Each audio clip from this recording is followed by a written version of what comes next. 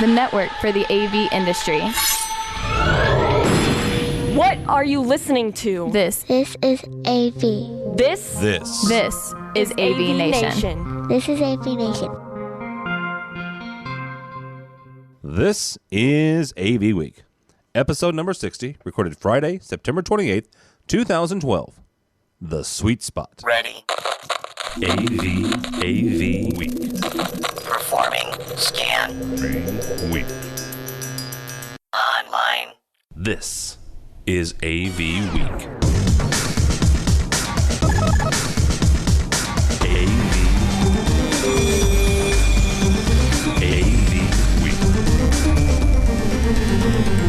It's time for AV Week, your weekly wrap-up of audiovisual news and information. My name is Tim Albright. I am your host.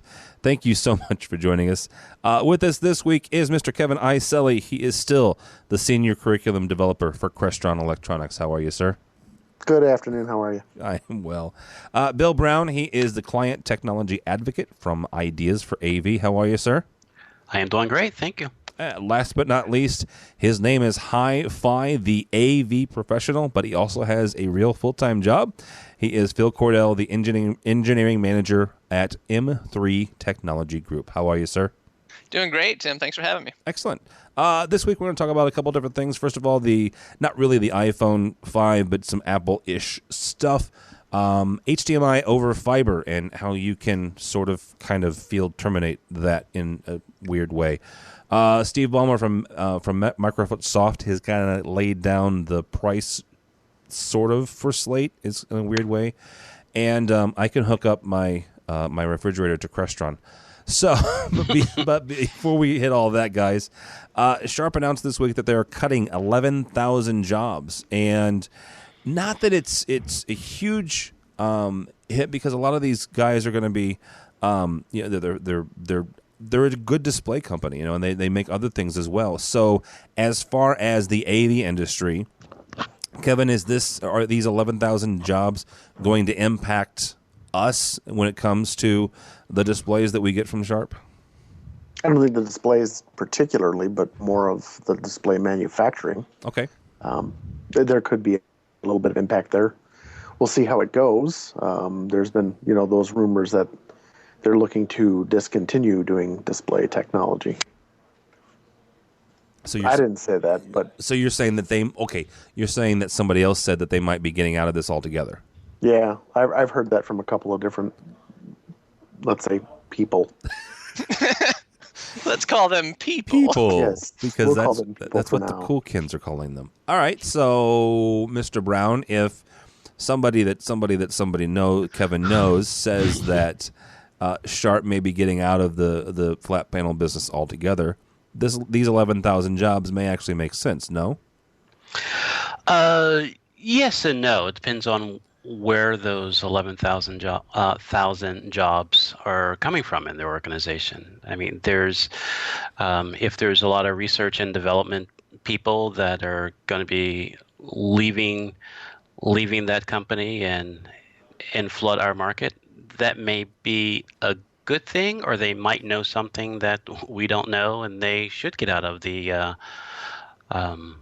market here. So it all depends on what that real number is, what that percentage of their workforce is shutting down or cutting off is all about. Phil, this story, which comes from Asia One, also says that they're going to sell off $2.7 billion with a B dollars worth of assets and factories. Does this lead credence to the idea that they're just getting out of this altogether?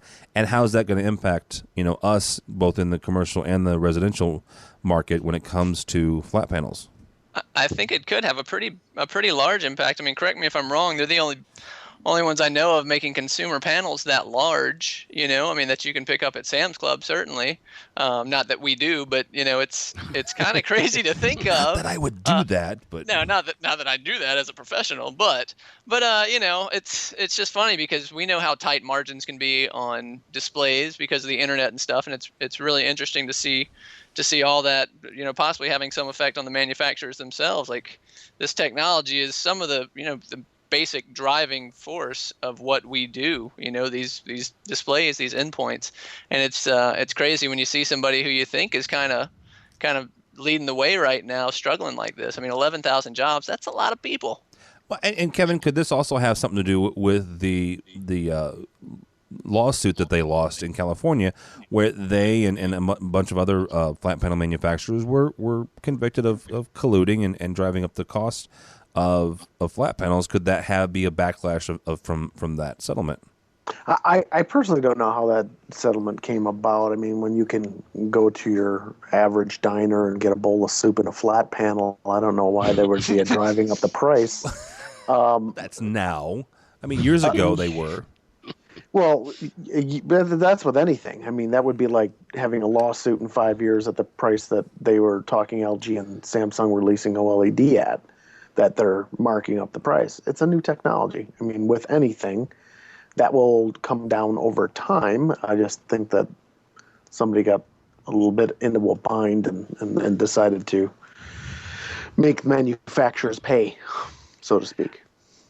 Well, and Bill, let me ask you this: Phil mentioned the fact that margins on these displays, from an integrator standpoint, are slim to begin with. Are we now seeing the margins from the manufacturer's standpoint?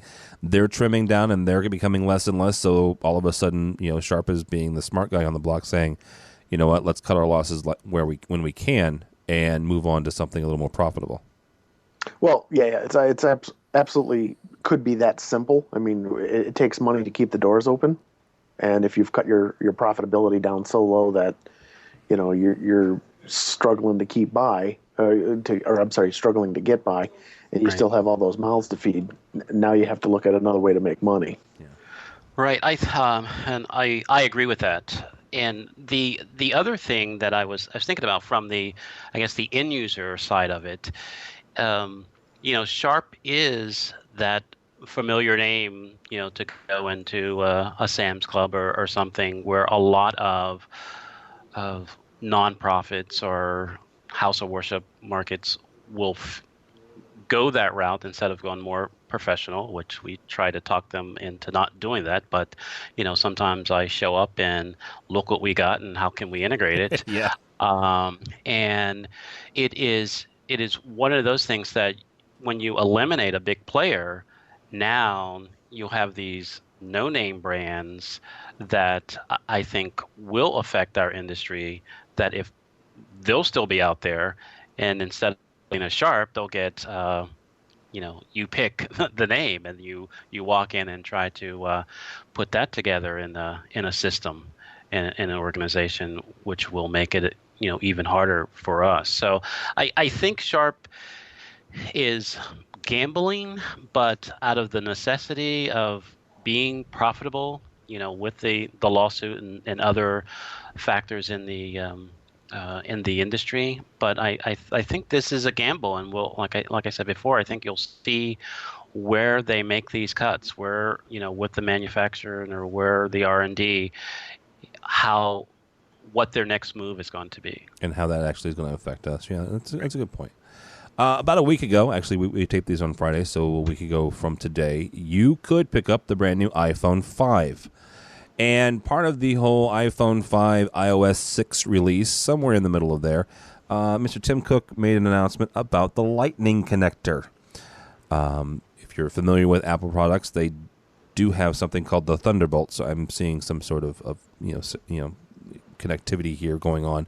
But according to Engadget, one of the things about the Lightning connector is the fact that nobody's really sure how it works, honestly. And because nobody's really sure how all the authentication takes place and everything, that means that the only cables you're going to get are from Apple, at least as of right now. Phil, is this a big deal? I mean, the fact that they've come up with a new connector and the only people that can make one are in Silicon Valley? Yeah, I mean, it's really smart business sense, right? Who should be taking notes on this? Sharp. Yeah. Oh, that's very nice. I'm just saying, I mean, obviously Apple is notorious for not playing well with other stuff a lot of times. But that's their MO, and obviously you don't get to be the most valuable company in history by by letting any knockoff company make all your stuff at half the price, and that definitely was the case. I mean, you could go into Walgreens and get a dock connector for, a third of the price that I'd get at the Apple store. I'm sure they see a lot of lost profit there. Kevin, this Phil makes a good point. It's good business sense, and not that Apple cares about the AV industry or they care about any industry for that matter. They're a good company and they're a good business company. He's right; that's the most profitable company in the world right now. But is this something that we need to be concern ourselves with as AV guys trying to hook up these things to our displays? Absolutely. In fact, we're as a manufacturer, let's say we're having a heck of a time right now because, as you know, we make a number of docks and connectivity for the product, and we are not going to be allowed to deal with that product directly with Apple. We will have to get it through their only approved, and unfortunately, right now there isn't any approved. So, of course, people are buying let's say the people are buying the iPhone 5 and they got an iDock V and they want to connect it to their Crestron system, and we have to just tell them right now, sorry.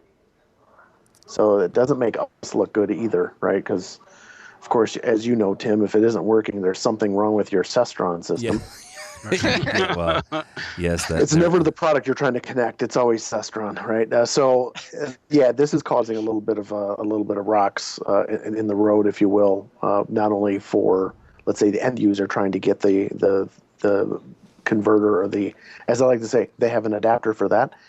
But they make the cutest adapters. And they make the cutest adapters, at least according to the Samsung commercial. Yeah, but it's funny because you reduce the material by 65%, and it still costs the same $40 that I paid for the other one. Okay. I don't.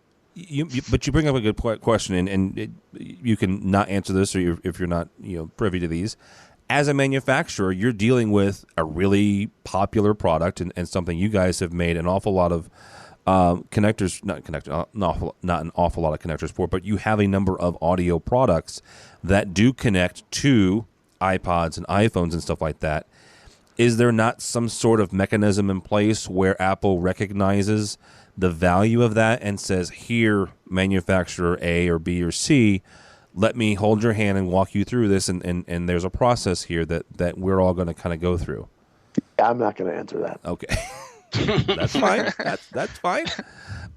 Bill, is this... The short answer is, could there be? Yes. I didn't say could there be. I said, is there?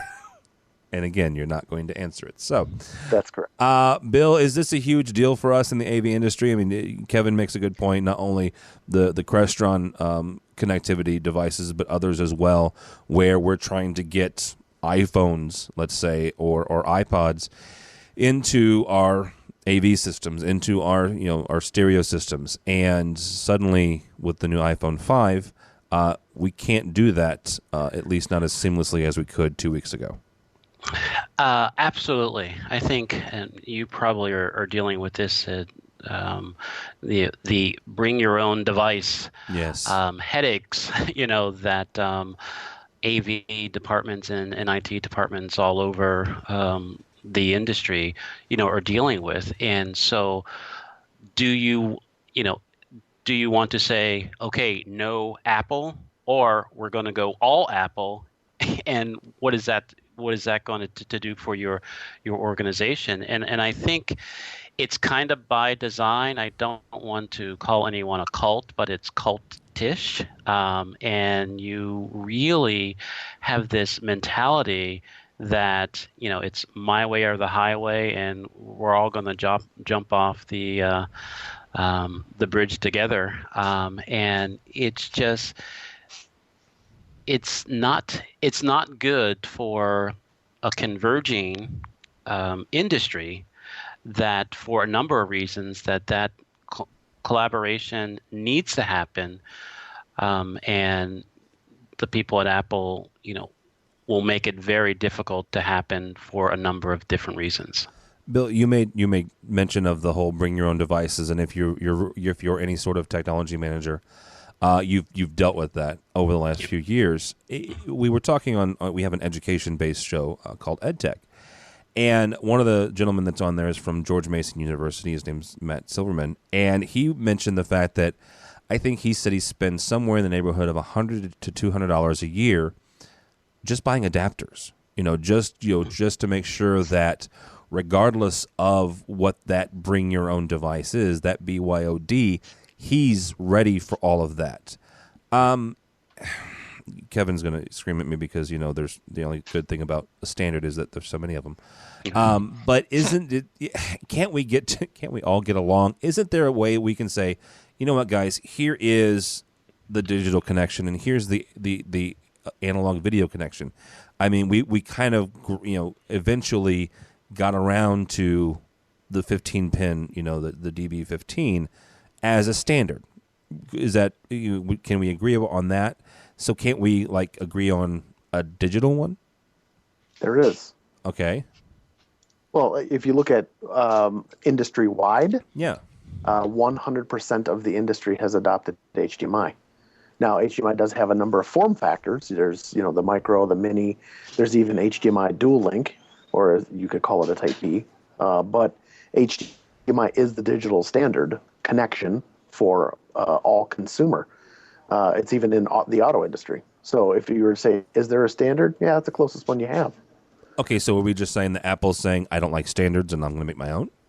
No, well, if you're going down that road, what Apple has chosen is there, of course, some time back, Intel and the folks developed, something called LightPeak.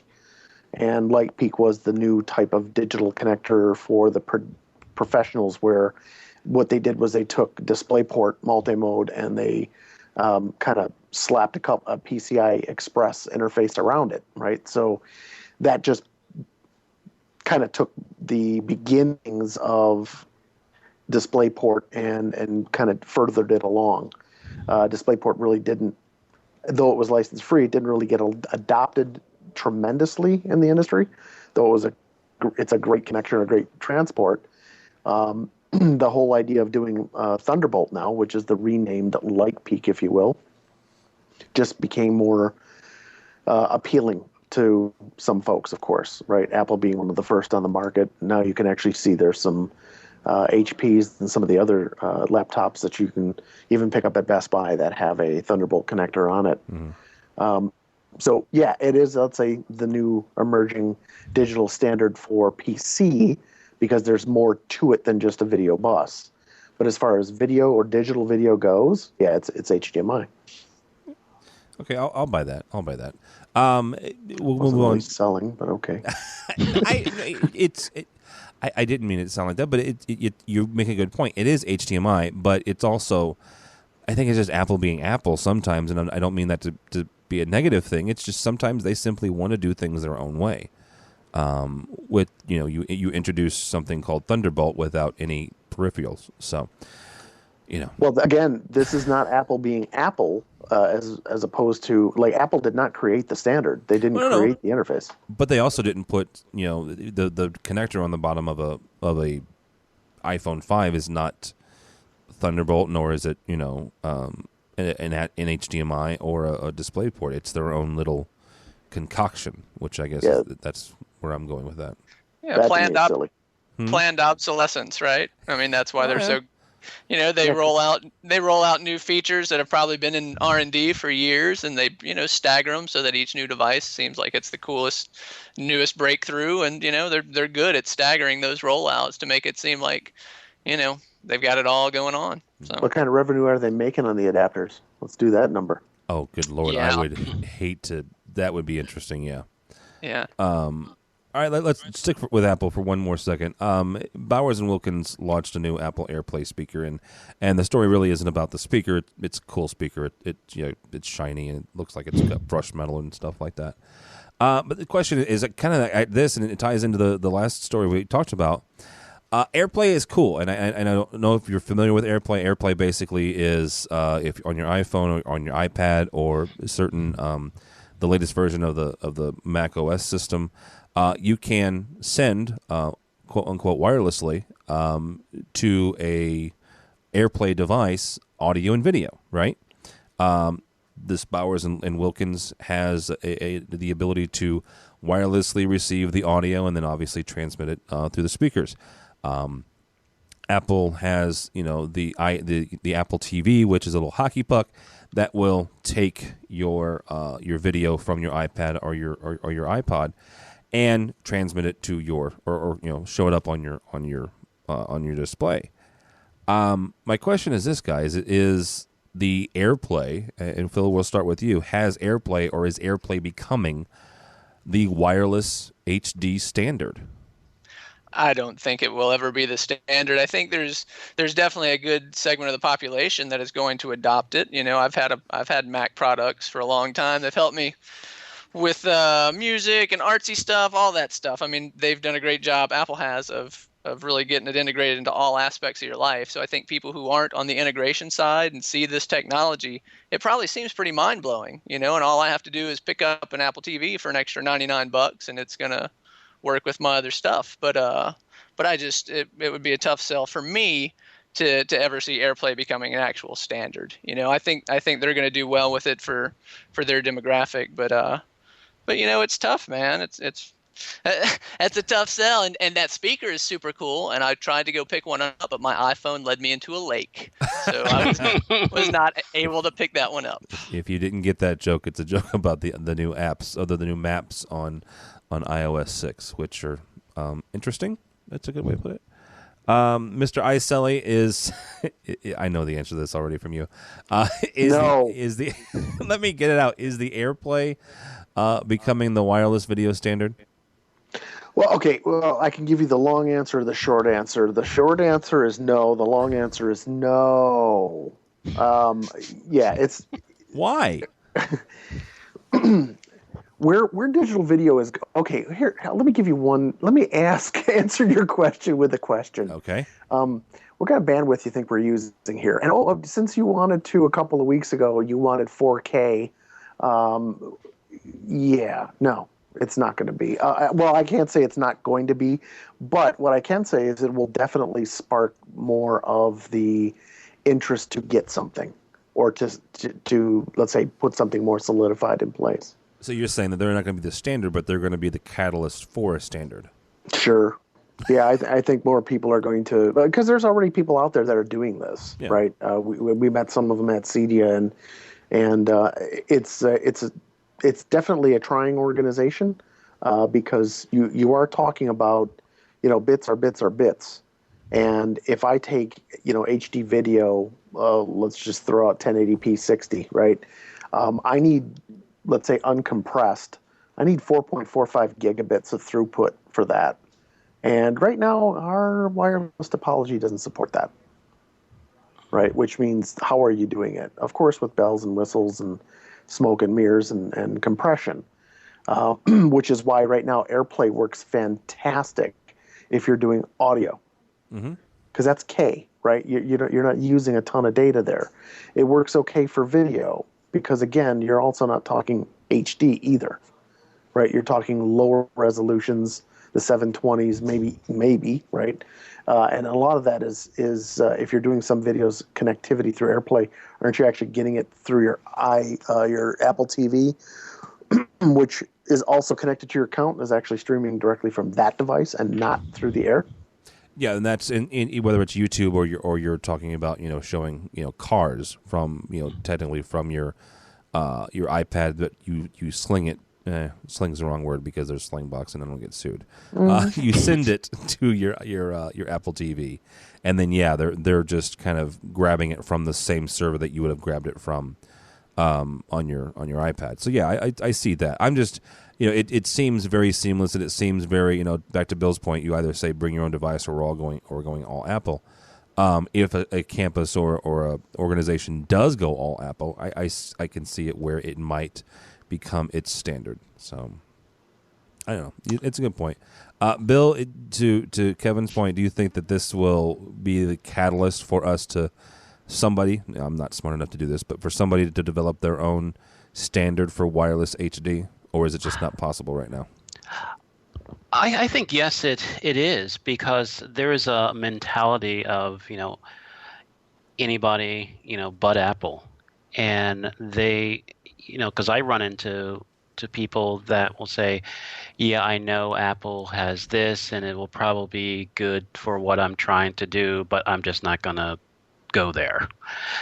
And so if it's a large enough segment, I believe, that someone else will fill that void, will kind of have to fill that void or want to, just to prove that there is a better solution, or just, as good of a solution, to what Apple is doing or is trying to do. Yeah, when we were over at CEDIA, actually, one of the cool products we saw this year was the DVDO Air, which is like a 60 gigahertz, uncompressed wireless HD system. And that was actually pretty impressive to see that working there on the show floor in the midst of all the other potential wireless interference. But because it's up there on that 60 gigahertz channel, it actually looked really sharp. Yeah. So, yeah. I'm hopeful, at least. Let's put it that way. I'm hopeful. There are an awful lot of smart people out there. So, all right, you're listening to AV Week with Kevin Iselli, Bill Brown, and Phil Cordell. This week, this actually comes to us from our buddy Kevin's employer, Mr. Crestron. Crestron is adding Sub-Zero and Wolf Appliance to the Integrated Partner Program. So again, Crestron is adding Sub-Zero, which is a refrigerator manufacturer, and Wolf, who I believe they make stoves and ovens and stuff. Kevin, talk to me first of all about the Integrated Partner Program, what it does, and why people should care that these two companies have joined it. Well, what the Integrated Partner Program offers us is direct communication for other manufacturers to be, let's say, in our camp, if you will. And I don't mean that as it's an exclusive group. It means that now we give them our SDKs and some of our other platforms, and they actually develop through their own engineering and their own software guys.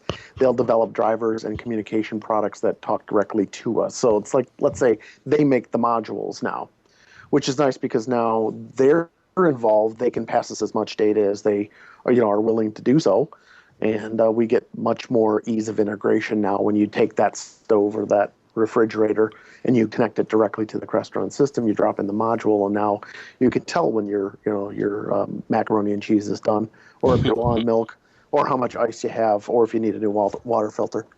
See, the macaroni and cheese is funny, but the rest of it's kind of cool. I mean, I honestly didn't know that you could talk to a stove via 232, so that was interesting on me. Bill, me too. Yeah, well, I was going to say, is this, and okay, so this goes back to, we had Kevin on a month or so ago, talking about whole house and whole building management. And let's not mince words here. Crestron is in a couple different markets.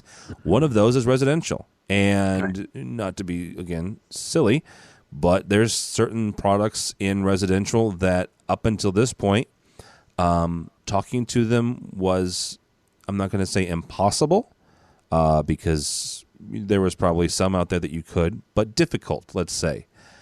So, Bill, is this a big deal for residential where, the macaroni and cheese aside, seeing where your stove is or where your refrigerator is and being able to turn stuff off and turn stuff on? Is this a big deal? I think it is. Or if it isn't, it could be. And I think Crestron is, not to compare them with Apple, but it is. No, because Apple actually uses Crestron. But anyway. But it's basically how can we play nice? When you have that, how can we play nice? Okay, this is what's going on. This is how, this is what we do. We can work with what you're doing, and we'll give you ways to connect to us. And so it can have that integration, have that that mentality to help people say, okay, we can do this. The technology is available to do this, and Crestron is helping do that. And so we have this, one-touch technology, and we touch everything to do things, and we get alerts for almost everything. So why wouldn't my stove talk to me, or why wouldn't my refrigerator remind me of something? So it's like we're getting to that point, and so it could be the next thing. Okay. Yeah, basically, Tim, it's kind of like in the world of pretty much anything is possible. All we're basically doing is providing the mechanism for that to happen. Well, Right. and like to Bill's point, and where he was going was comparing them to Apple, saying Apple's, saying we don't want to talk to anybody, and Crestron is saying I'll talk to anybody. Well, here, let me help you talk to me, type of thing. Yeah, I mean, even Apple, we have an app, right? So now imagine if you are being delayed, getting home, you can literally through the Apple app talk to your Crestron system, which is talking to your Wolf oven that says, kick it down to 200 and keep it warm because I'm going to be a little late. Yeah. Right. So now it's making those possibilities possible. Yeah, I think it's pretty cool. I mean, it's something that we all saw coming. Like, I knew that this is the future, but now that it's actually, it's been trickling in for a while, I mean, it's pretty exciting. I personally would be afraid of burning my house down. That's just me.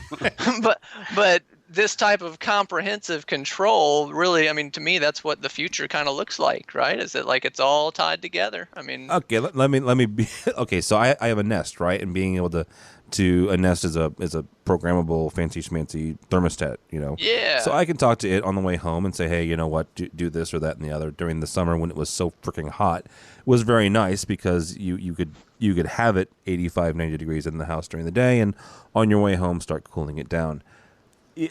Maybe it's just me, but being able to preheat your oven on the way home is kind of cool. I don't know why, it just is. So now the Nest, interestingly enough, it is not integrated with Crestron. Is that correct? What? I think they used to be. I think they used to be able to be supported by everybody, and they just and I think an Apple developer was one of the leads on the Nest project, right? And they just cut off third-party control. Kevin. So there you go. Hey, I'm not with Nest. I can't answer that. All right. I can't speak to that. Like I said, we'll talk to anybody who wants to talk back. I got you. Well, there has to be some way because Nest has IP.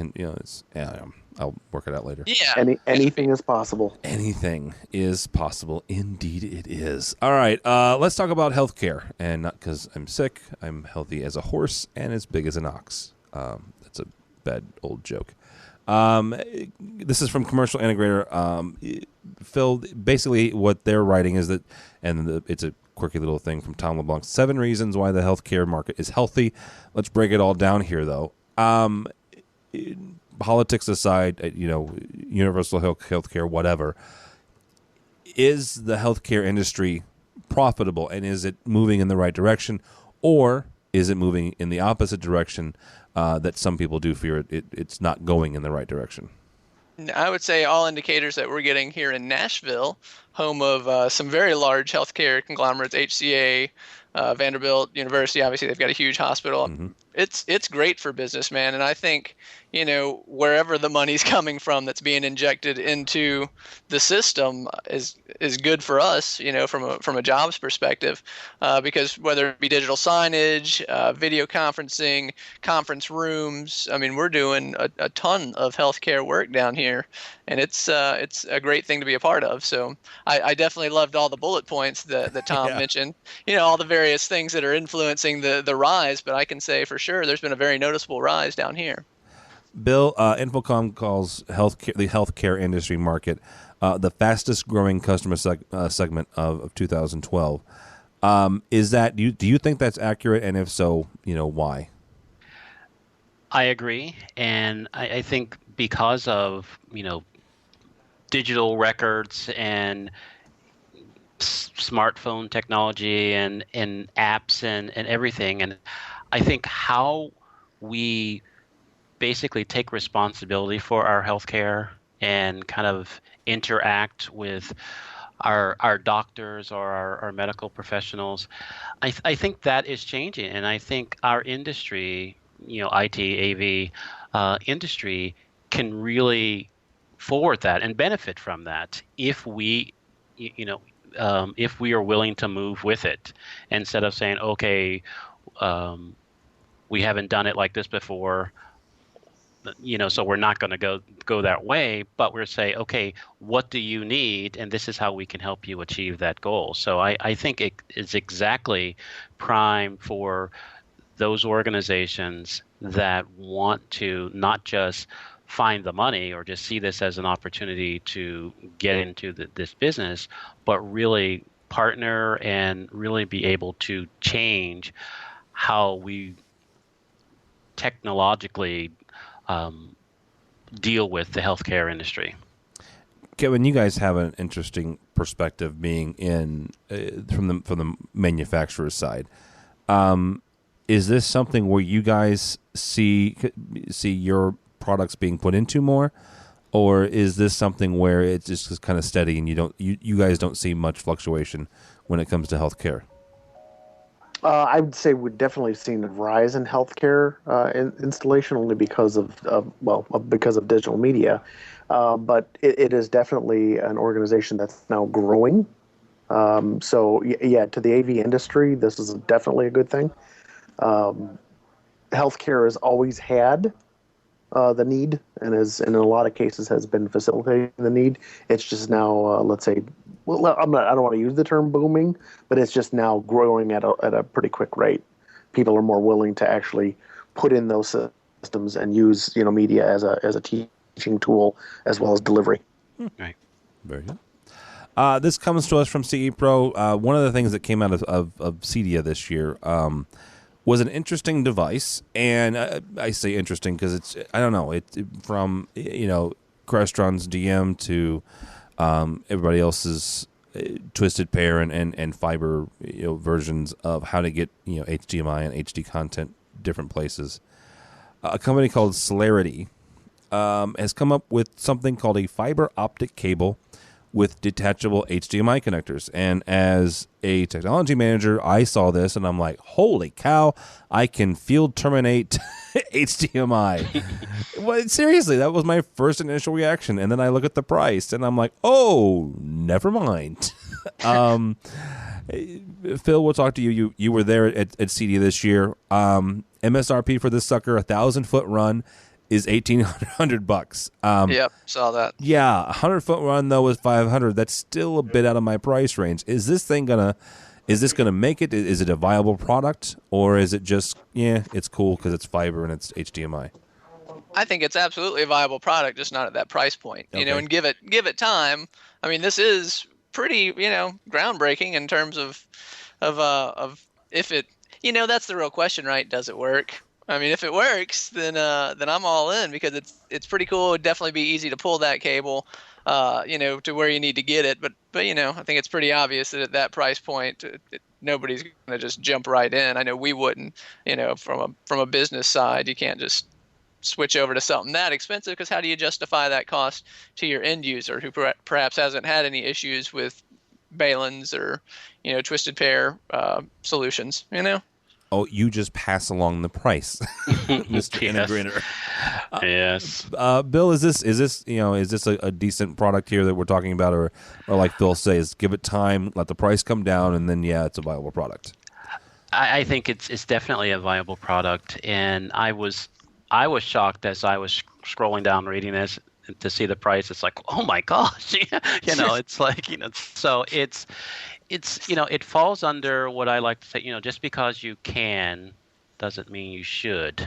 And I think they could have, came to, I don't know, the development, R&D of, the cost that they put into it, but that's a little high. And, even though, like you said, integrators can include that price into the system, and the end user will never know the wiser, but it is just at that price point. It's really, until it's field tested, I don't think there's going to be a lot of bites for a while, but I think it's definitely viable. Kevin, this thing will transmit 1080p 3D 4K signals. I don't think they missed a buzzword there. Is this something that is, price, not price aside, but including the price and everything? Is this something that we should be going out and getting? Well, you're asking me this? I'm asking you this. Well, I'm going to say no because I have an HD TX1 and RX1 that comes in at less than that, and I can actually integrate control into it. So you're asking me, do I want to pay $1,800 for a cable, or do I actually want to buy some devices that do more than just that for less money? It has CEC, I'm sure. Let's Thanks, Phil. Let's talk about that for a second. I mean, somebody, who was it? It was a rep from a manufacturer that I won't name right now. Never mind. I wish people would stop talking about CEC until they can all agree on something. I don't know. What? It works? No, it doesn't. It does for us. Okay, so explain to me then this. CEC is a group of standard protocols that... Go ahead. It's optional. That's the thing. It's optional, so it doesn't work. No, it does work. When they do it... No, almost every manufacturer is adopted using CEC. Okay. Whether or not they use the command set that was in the CEC appendix or not is, let's say, out there. But that doesn't mean that, just like with anything else, there isn't, we have modules, we have drivers. So if you want to use Sharp or Sony or whoever, chances are we can communicate, and we can communicate CEC. All right. That's important to understand, though, because we are the only ones that do that, you realize. Okay, so let's talk. Here's the thing. I understand that, and it's a module, and I get that. It's just protocol, just like 232 is a protocol, and you have to talk to it certain ways. But I guess that's my sticking point with this, is the fact that CEC was supposed to be this whole nice, ubiquitous utopia where we all agreed on power, or we all agreed on stop or play or whatever, and you could hook up everything and use the one remote, and it didn't turn out that way. You guys are utilizing it. That's great for control, but the fact is that other people aren't able to do that, and the whole again, the whole let's all get along and hold hands and agree on power off just never happened. Well, again, it didn't happen because of other manufacturers. Because I'm not blaming you. I'm just saying the issue I have with CEC in general is that whole this never happened, and so you guys are utilizing it for other means, but that's great. It's just the whole let's all get along thing just never materialized. Well, of course, you're talking about other manufacturers. I'm a big fan of everybody getting along. Come on. Oh, I am too. I mean, that's what makes things fantastic, is the fact that, within a system, I can put the parts and pieces that I want to use. And even when using, digital media, we have the ability to transmit and receive those CEC commands. So we can talk to those devices through CEC. That's what was the exclusive part is. Yeah. Nobody else does that. Now, again, whether it's a Sony talking to, let's say an LG player or not, will those commands be compatible? Probably not. Or maybe there's some compatibility. There's a lot of gray area. With, talking with the guys at HDMI, the concept of HDMI 1.4 was to make more of a mandatory standard, right? Where play, stop, or let's say your transports and all that, were all the same commands. So you wouldn't have to relearn, and you would have, direct connectivity between, let's say, an LG and a Sony, or a Samsung and a Sharp, or, that these things could talk. That's always been a challenge, right? And we're going to see some other cool stuff happening. I mean, you guys know, obviously, about the new, the Buzz HD-based T technology, right? And it's been fascinating, to say the least, because they also have a control, let's call it a control channel in their transport. Right. And oddly enough, there's a controls company that's going to be kind of writing the control standard for that. Who would that be, Mr. Iselli? I wouldn't know. Okay, me either. All right. Phil, were you going to say something about CEC? Man, I was just gonna say, when it works, it's awesome. We've the few integrations I've had where we actually relied on it. I know Cisco, Tandberg cameras, the Precision HD cams, I think are, we're not pulling a control cable in addition anymore. You just pull your HDMI over and power it locally, and it controls just the way it's supposed to. It's pretty neat. Sharp's got it, but they call it Aquos Link. Maybe that's the problem. Maybe that's the problem. Yeah. Some of those are different. Everybody's got their own. Like even the Right. Tandberg, you have to be careful because like some of the cameras, like Cisco and Tandberg and Polycom, they're actually not using CEC. They're using the data bus, the DDC, for that kind of communication because it has to be high speed. It can't be the 30 bits per second that CEC is. See, and that's never mind. Learning something every day. Must be living right. You do. All right, let's talk about Microsoft for a second and beat up on them for a minute. This comes to us from The Verge. Steve Ballmer started talking about the Surface, and if you don't know what the Surface is Microsoft's attempt to do a tablet again. And he starts talking about prices. And this is a quote. He says that Microsoft, quote unquote, has a very competitive product from the features perspective, and that probably $300 to about $700 or $800 is the sweet spot for pricing. Bill, is that a sweet spot to go up against directly against Apple when it comes to price and features and everything? Or do you think that Microsoft should set its sights a little lower when it comes to the price point? I think that's a big sweet spot there. But well, yeah, $300 to $800. That's a big sweet spot. Yeah, I think we're talking cavities.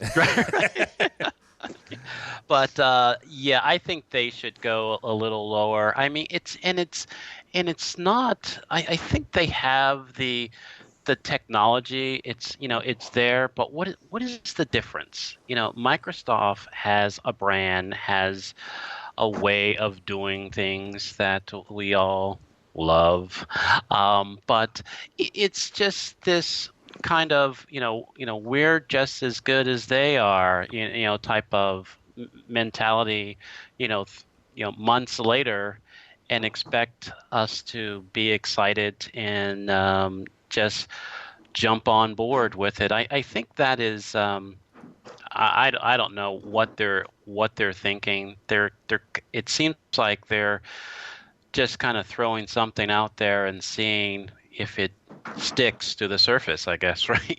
Very nice. And I think so, but and it's just I think they need to rethink that, or the end users will help them rethink that. Phil, is this something like Bill says, that they're just kind of saying we're as good as Apple, therefore we should be as expensive as Apple? I don't know, man. I mean, that is right. When you ask if that's the sweet spot, it's like, oh yeah, that's it. They found it. Good for them. I mean, it's just kind of seems, I don't know. It seems like they see how well a company like Apple is doing, and so it almost hurts when you see a company like Microsoft kind of shift gear, almost blatantly shift gears, and kind of copying somebody's business plan. Not to say they won't be successful with it if they do turn, as Ballmer said, to a devices and services company. I'm sure that they would love to see those new avenues of revenue, open up for them. But are we open to that? I mean, I guess if the products absolutely rock, then sure. I mean, if it's an awesome product, then it's going to get its fair share in the market, and we'll just see how it goes. But I kind of miss the old Surface. I'm probably the only one, but I got to play with a few of those. You guys probably did too. The big, massive Miss Pac-Man, size things, right? So the fact that they're just taking that name and giving it to a tablet like everybody else's tablet, they had something nobody else had, and here they are rebranding it. So I don't know. Well, talk about that for a second. The original Surface was a touch, basically a table. Right? Yeah, that you could sit down and eat at dinner or have breakfast, and you set I think they set cameras down and automatically downloaded the pictures and this, that, and the other. Phil might be right. They may have just said, forget that. Nobody was interested, or the price wasn't right or something. But it's something where you're right. They just kind of folded those tents and said, okay, let's take that same word and move it over to this tablet, because it's also touchscreen, so I can see that. My experience with that, though, was that having been used to some Apple products, that the GUI on those was kind of choppy, and it wasn't quite, it was cool that it was so big, but it kind of felt like, oh, okay, so this was cool. This would have been cool like 5 years ago, yeah. And it does still kind of hold a little nostalgic place in my heart. But you could probably so find one on eBay somewhere. Probably so. They're still not cheap, though, dude. Those things are still pricey. Kevin, has Mr. Ballmer hit on it where this is it's a wide sweet spot, but it's a sweet spot where Surface can go after the iPad? I'm kind of with you. It's one of those, we're as good as Apple, we should be as expensive as Apple. I don't know. Let's just say if I had to put out all the money that I paid for my iPad out of my pocket, I wouldn't have an iPad. That's for sure. They're great devices. Don't get me wrong, but that is a pretty big span. I mean, again, what is it going to do first? Yeah. Right. What's it going to do? What are the features, Mr. Ballmer? Yeah, in fact, when we talked about the iPad, the new iPad coming back a few episodes ago, it was, at that price point, it's still, you're entering laptop pricing. But it still isn't a laptop. You're not even entering. You're there. I mean, I was. Yeah. I think I said this on the air. My wife was due for a laptop. Hers is about 4 or 5 years old, and so her and I had this discussion over the course of the summer. I mean, the I think it was a Samsung I was looking at laptop, and it was an Intel processor and Windows 8 and all this other jazz. It was about $550, $600. Well, that's about the cost of an iPad. And so you go, okay, what exactly do you need to do, and this, that, and you have that conversation. And I think that the more and more people that do have that conversation about what you really need a laptop for anymore, whether it's the Surface or whether it's the iPad or the Galaxy from Samsung, there are going to be more and more people go to a tablet-based device for most of their stuff, email and things of that nature. So, I don't know. All right, finally. I'll tell you what, though, as far as the comment, is it the sweet spot? It'd be sweet to get some of that profit that they're going to make off of that thing, that's for sure. Unless they, fold these tents too and go someplace else. So. All right, last but not least, from Commercial Integrator Magazine, an actual official magazine, has written up our buddy Hi-Phi. Yay! You're official, dude. You're like official. From Craig McCormick. Yeah, I do too. From Craig McCormick, he's talking about your new CD. So talk to us a little bit. First of all, just people know, if you go to the website, theavprofessional.com, not only are you going to get some pretty sweet tracks and raps about the AV industry, you also have a library, dude, of how-tos, almost a library of teaching videos on showing people how to do different things. So go ahead and talk about the track, and then also a little bit about the website.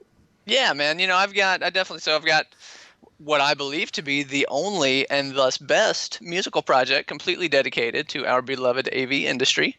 I cover tunes, or my tunes rather cover subject matter such as racks and telepresence, digital signage, a lot of the stuff that we know and love. And, I've had the opportunity to do some really cool joint musical ventures in the past with Crestron, for instance, and with Cedia, and with some pretty cool folks in our industry. The website itself, you can pick up the record there. You can also stream the record on Spotify if you're on Spotify. Oh, very cool. Or you can grab it on iTunes.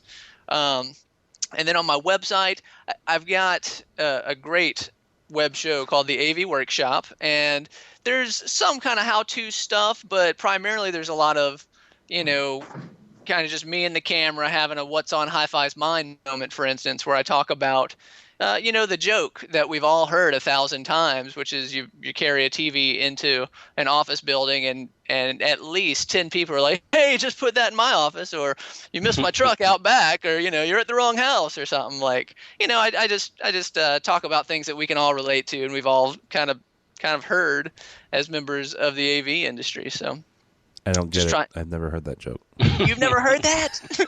Sure you have. Of course you have. Yeah. I haven't heard it today because I've been in my office. There we go. I haven't heard it today. Pretty much the only way to avoid it, actually, is by quarantining yourself away from any large format displays. Otherwise, you will hear it. All right. Well, yeah. So go to the website, theavprofessional.com. You can pick up the EP and also check out the other the other videos. He's got a very cool one centered around Cedia, which was just about not even a month ago now. So yeah, very cool. Thanks, right. man. Absolutely, dude. It's really cool stuff, and I think the first time you and I talked was about a year ago, and it was just some really neat stuff, and the fact that it's centered around the AV industry just makes it even more unique and even more special. So, all right, guys, I think that's the last story that I have. Thank you so much for joining us. Kevin Iselli, the senior curriculum developer for Crestron Electronics, has been with us. Thank you, sir. Oh, thank you. Would you like to give anybody, I don't know, contact information, next of kin? No. Twitter. Just leave me alone. No, just leave me alone. Just leave him alone. No, hey, have you noticed I've even tweeted a bit lately? I did, yeah. So I think right now the best tweets are coming from Sarcastic Rover. That is the best. I don't know. A couple of days ago, a couple of days ago, it was the 25th anniversary of The Princess Bride. So that was, there was a couple. Yeah, yeah. I forgot about that. By the way, if you tweet any line from that movie, Indigo Montoya will tweet back to you. Nice. What? Yeah, wow. It's a bot, but I tweeted inconceivable. It's a line from the movie. If you're not familiar with the movie, yes. And he tweeted back, "You keep using that word. I do not think it means what you think it means." Yes. Yeah, it was pretty cool. So, all right. If you're in a DM class here in the next couple of weeks or months, give Kevin a hard time. Mr. Bill Brown, he is the client technology advocate for Ideas for AV. Thank you so much, sir. Thank you. It's been a pleasure. Tell people how they can find you and also your book. They can find me on Twitter at Ideas for AV, and by email at billb@ideasforav.com. My book, it's on Amazon at I Understand Technology, but I Don't Speak Geek, and it's pretty much an understanding of basically my methodology and how I try to help people relate to technology and utilize technology in their organization. And so thank you very much for that opportunity. Absolutely. And last but certainly not least, the AV professional, also known Monday through Friday as Phil Cordell. He is the engineering manager for M3 Technology Group in beautiful Nashville, Tennessee. Thank you, sir.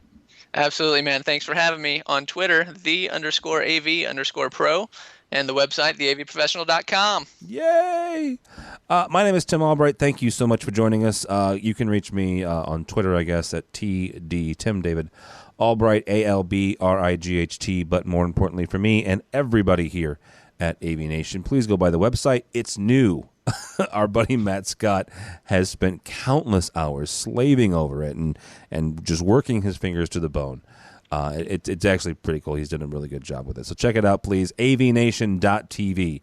AVNation.tv. You can find blogs. You can find our other podcasts that we do and all sorts of other information. So AVNation.tv. Thanks so much for joining us. That's all the time we have for AV Week.